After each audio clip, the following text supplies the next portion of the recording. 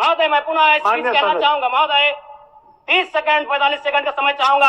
आदरणीय परम श्रद्धेय, सीजीएल का मामला अभी भी गर्म है। यदि सरकार को लग रहा है वो सच्चे हैं तो सांच को आंच क्या करा लीजिए जांच, सांच को आंच क्या करा लीजिए जांच।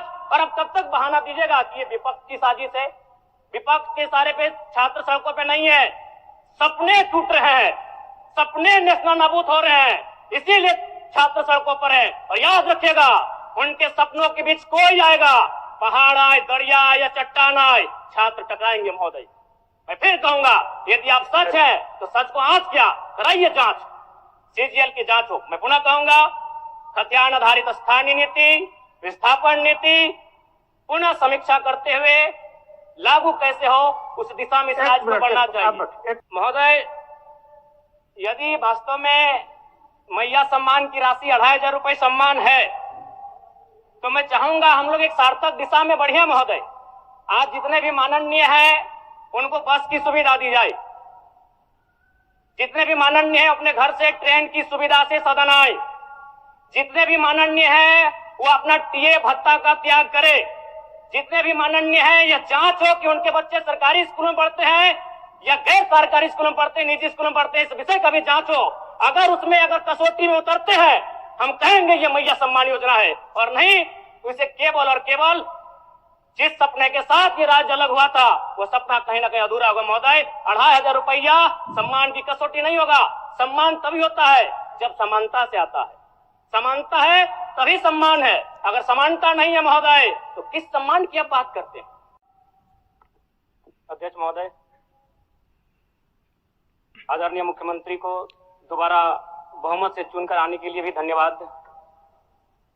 माननीय वित्त मंत्री के द्वारा अनुपूरक बजट, द्वितीय अनुपूरक बजट जो 4,833 करोड़ 39 लाख लाया गया है, जबकि यही सरकार ठीक कुछ दिन पूर्व प्रथम अनुपूरक बजट, माफ कीजिएगा, प्रथम अनुपूरक बजट 4,833 करोड़ 39 लाख का लाया गया था, और आज पुनः द्वितीय अनुपूरक बजट जो कि 11,697 करोड़ 45 लाख की राशि लेकर आए हैं।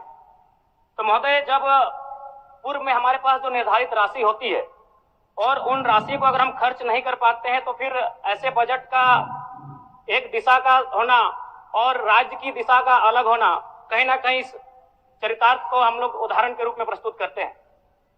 महोदय, बजट की सार्थकता तभी आम व्यक्ति को समझ में आएगी जब एक गांव का सबसे गरीब व्यक्ति, गंगवा की पत्नी गंगिया, अपनी गठरी में बाजार के बजट को रख पाई।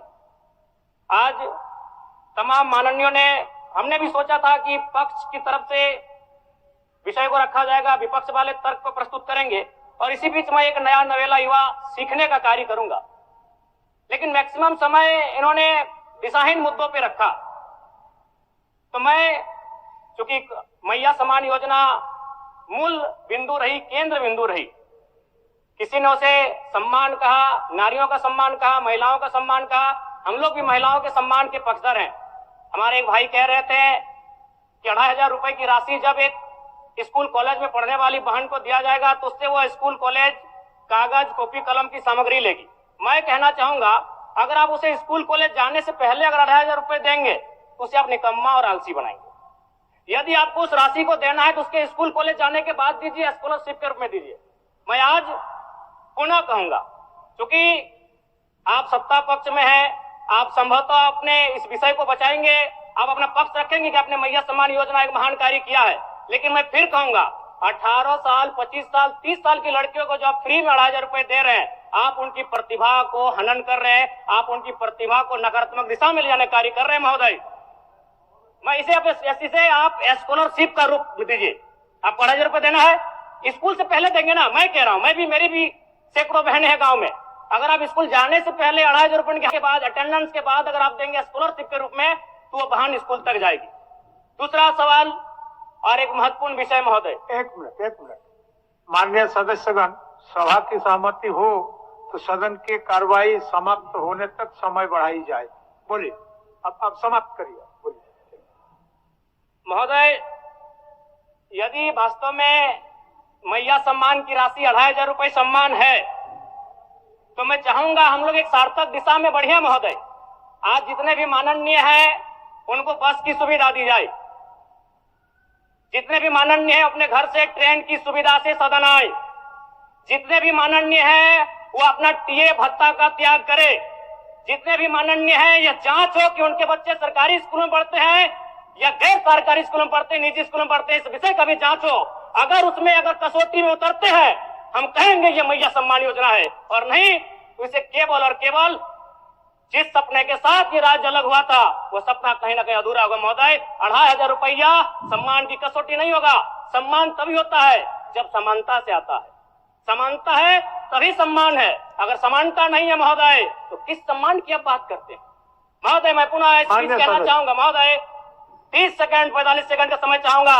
आदरणीय परम श्रद्धेय, सीजीएल का मामला अभी भी गर्म है।